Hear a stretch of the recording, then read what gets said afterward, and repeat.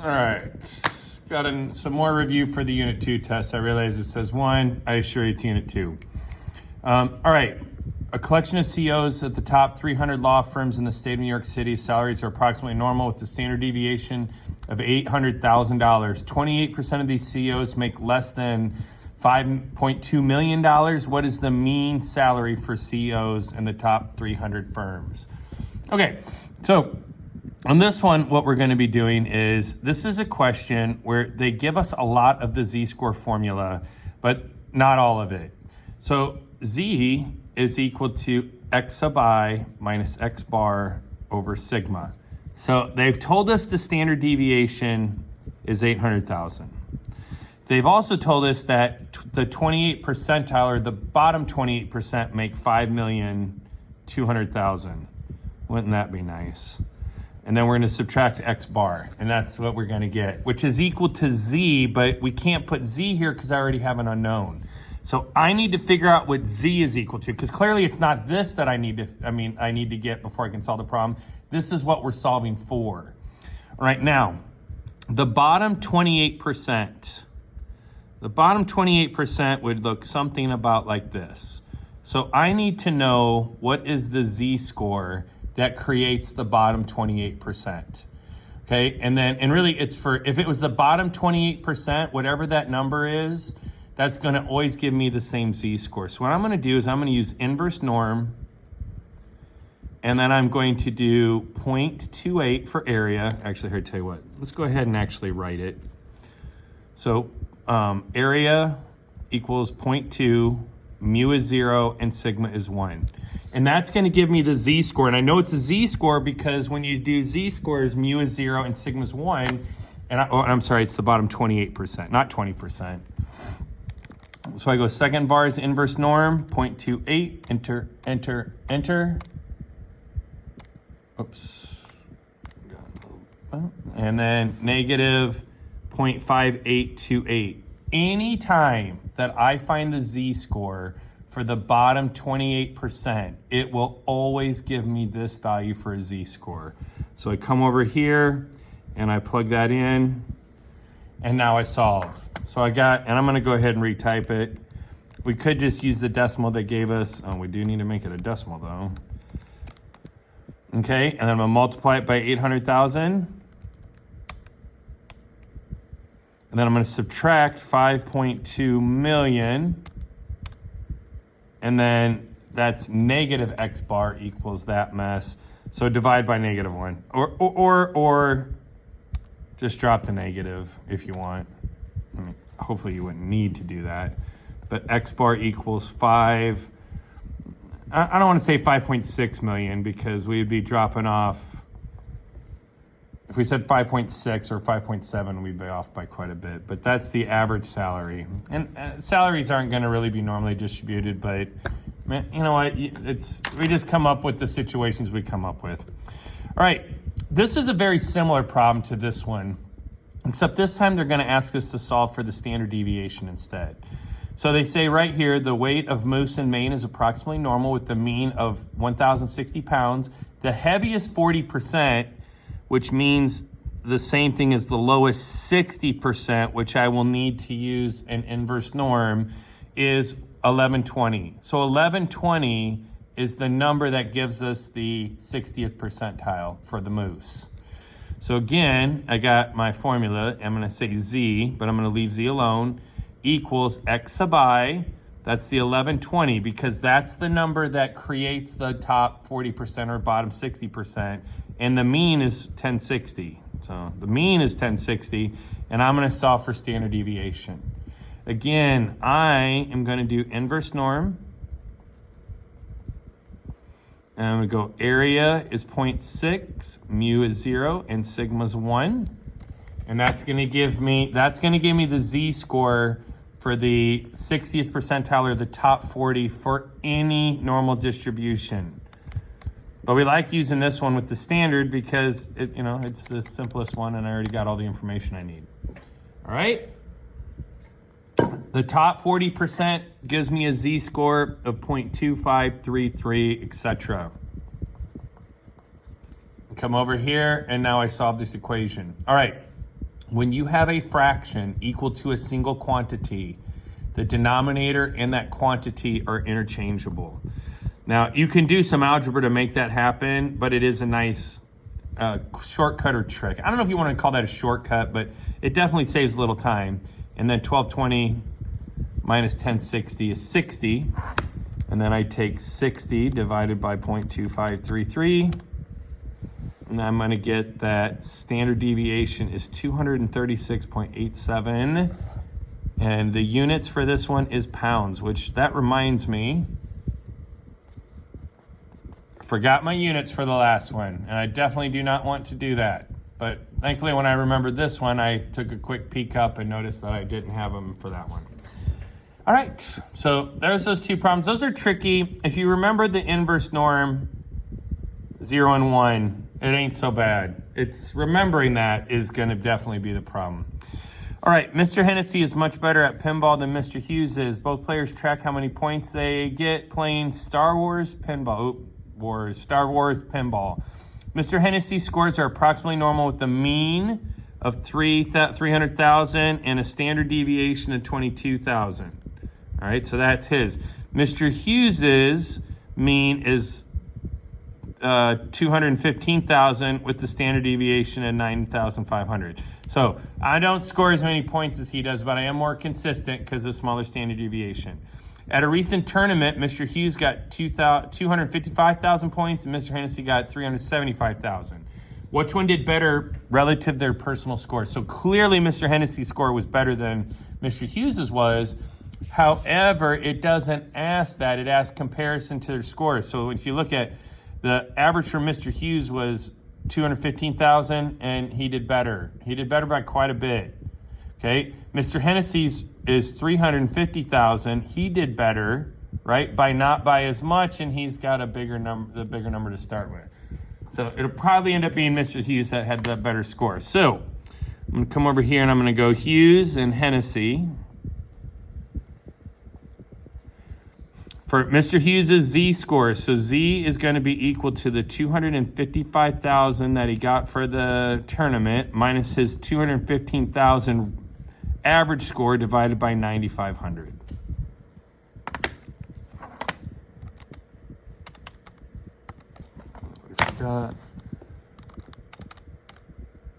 And Mr. Hughes' z-score is 4.21. So Mr. Hughes had an epic day on good old Star Wars pinball because that is a ridiculously high z-score.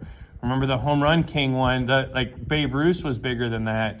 Everybody else was like in the threes, upper threes, at least a couple, whatever, upper threes, but in the threes. But that's like a once in a lifetime. So I guess Mr. Hughes would need to shut it down after that because he's probably never going to go to a tournament and have that successful. Might have a higher score if he gets his skill up. Anyway, and then Mr. Hennessy's z-score is 375,000 minus 350,000 divided by 22,000.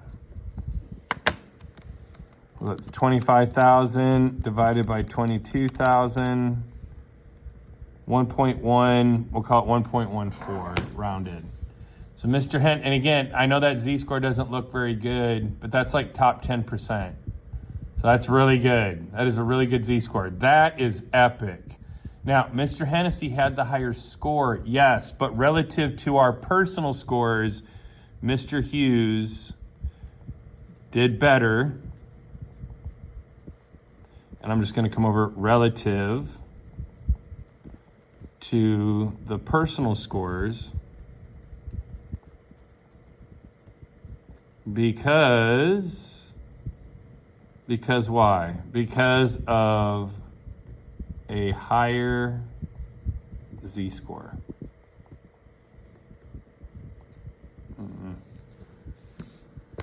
Like so. But anyway, so yes, Mr. Hennessy's was higher, but relative, it's the z-score is what we're looking at, not at the score of the actual pinball. All right, the next one, these are box plots, and I'm not going to mess with those. Well, I guess that one's a box plot. You know what? I changed my mind. This is how together I am. making this up as I go, but let's go ahead. Let's do the IQR stuff. There's some IQR in a test. What the heck? I'm already here making the videos. We might as well make it good. All right. So first thing I need to do is find IQR. Now, mind you, we wouldn't have the 5-digit summary, but you will find the IQR for the chapter 2 stuff. So IQR is equal to 81 minus 43. And I'm gonna use my battery powered brain because I'm concerned I'll make a mistake. So 38. And then I do 1.5 times IQR. So 38 times 1.5, and that's 57. So for the low boundary, I'm gonna take Q1, 43 minus 57, which would be negative 12 days. You're like, what? How could you have negative 12 days? You really couldn't, but it is what it is. So, and then the high boundary is going to be 81 plus that 57, 133 days. Now you say, days of what? We don't know. All we know is they give us days so that we have context. We also know that that number is an outlier because it's bigger than the high boundary is. Might there be another one? We don't know. We just know that there is at least a outlier. All right, and then the next one, IQR, is 27 minus 18, which is 9. 1.5 IQR is 13.5. All right, and then I take the low bound. I take Q1 minus 1.5 IQR, so that'd be 4.5, $4.50. And then the high boundary is 27 plus 13.5, which is 40.5. So there you go. And on this one, no low boundary and no low boundary, no high boundary. There's a little bit of reminder on how we do the boundaries, but I'm not going to draw the box plot. All right. And then we have a whole slew of 3-step write-up practice. And so we'll just get through it as fast as we can. So I like the show Bob's Burgers. It's probably my current favorite show. So it probably will not be the last Bob's Burgers context we have. But the total sales at Bob's Burgers is approximately normal with a mean of 837 and a standard deviation of 104. And what percent of the days will Bob make under $800?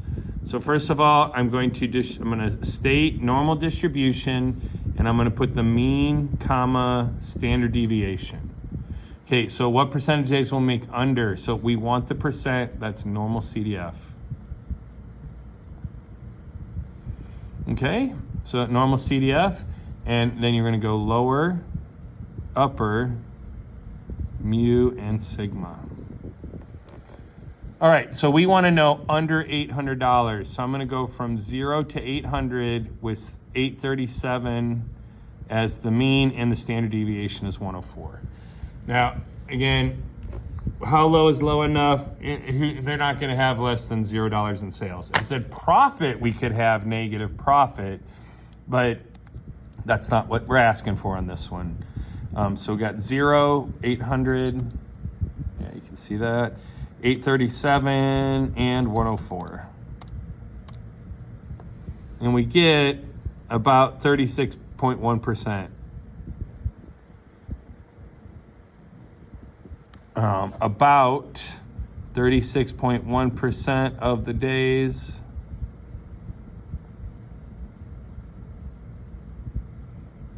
will Bob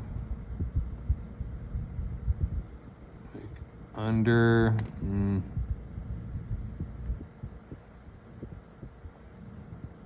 $800. Oh, sorry, off the screen. So there you go. Now you can see it. On the last day of the month, Bob needs $1,000 to make rent, which if you watch the show, they're constantly behind on their rent. So I thought that would be worth it. What percent of the days will they make $1,000 or more? So we got 1 day to make rent. What's the probability that we're going to make rent? And we're going to assume that we're not going to worry about weekend days making more money or anything like that. So I state the distribution. And again, I want the percent normal CDF. All right, we want to make more than 1,000. So this time our lower is 1,000. Our upper is something that doesn't even make sense, like 100,000. So it's not going to make 100,000. And then mu is 837, and sigma is 104.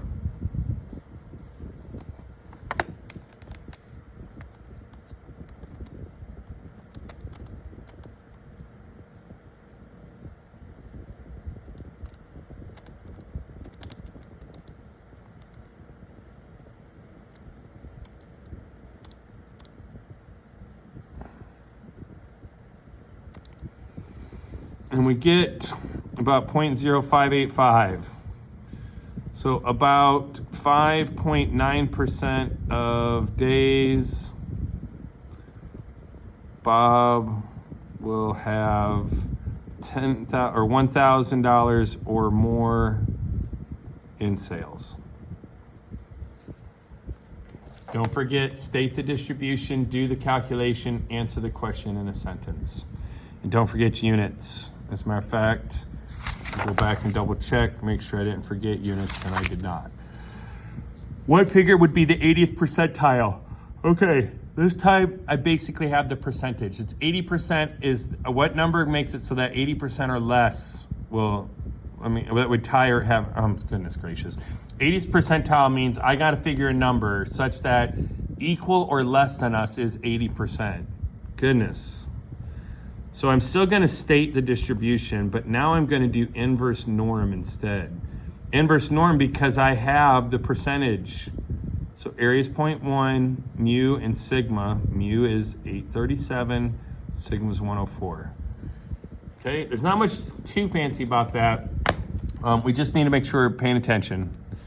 So 0.8, 837, 104. $924.53, and I would definitely round that to the nearest penny. So if he had $924, that would be in the top 20% of the day, which kind of makes sense because we certainly find about 6% we would make over 1,000. This one you don't, and then this is the 80th percentile. It's kind of close, but we're not making up that much. Just 924. Bob's sales was $700. What percentile would that be? So that's going to be normal CDF. And then percentile means that lower is equal to 0.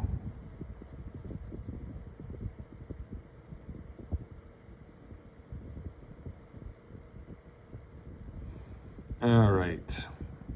So on this one, we go up to 700, down to 0. Mu is 837, sigma is 104. Sorry, I got a little distracted there. Try not to do that on my videos, but yet here we are. So inverse normal CDF. Now again, remember we want the percent, normal CDF. So 0 to 700, 837, 104. Enter a few times, 0.0938. So if Bob, oh, I didn't answer this last one in a sentence. We better go back and get that one. If Bob's daily sales was $700,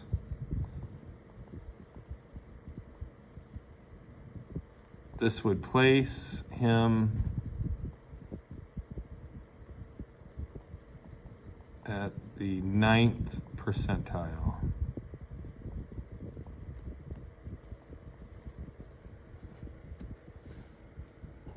Now, we're not asked to interpret it, but we do need to answer a question. Also, I'm a little disappointed this one rounds down, but we're just going to have to let that go. Expect this to round up on the test, but you have to round it down. Mathematically, it will round up on the test. For the 2024 year, I had to change them until I got them all to round up, so you better be ready for that. All right, what sales figure would need to be the 80th percentile? So to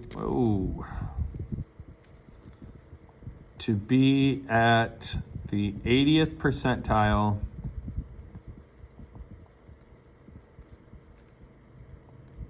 Bob would need to have $924.53 in sales. All right, and last one. How much Bob sales to get the top 5%? Now remember, top 5% means the bottom 95%. Okay, the calculator only shades to the left. So the top 5%, if I was to look at a normal distribution curve, is just this little bitty corner, but that means 95% to the left of it. All right, so I'm still gonna state, and don't be complaining to your teachers about having to state every time. I did it, so can you. Oh my goodness. And also because we have the percent that, and we want to know what value that makes, it's inverse norm. Well, I'm glad I'm catching these before I stop recording here. So then this is area 0.95. Sigma is, or mu, excuse me, is 837, and sigma is 104.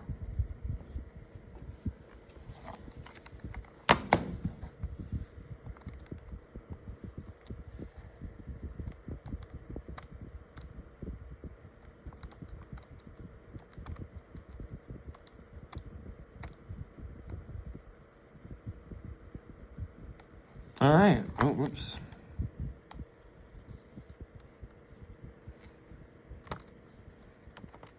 So when you do inverse norm, you have to do 0.95. Okay. Oh, it has inverse norm, inverse norm. All right, so I'm going to go ahead. If that ever happens, if you hit second quit, it'll get rid of everything. And then we'll do this one more time. And there we go. To get the top 5%, we would need $1,008.06. To be in the top 5% of daily sales,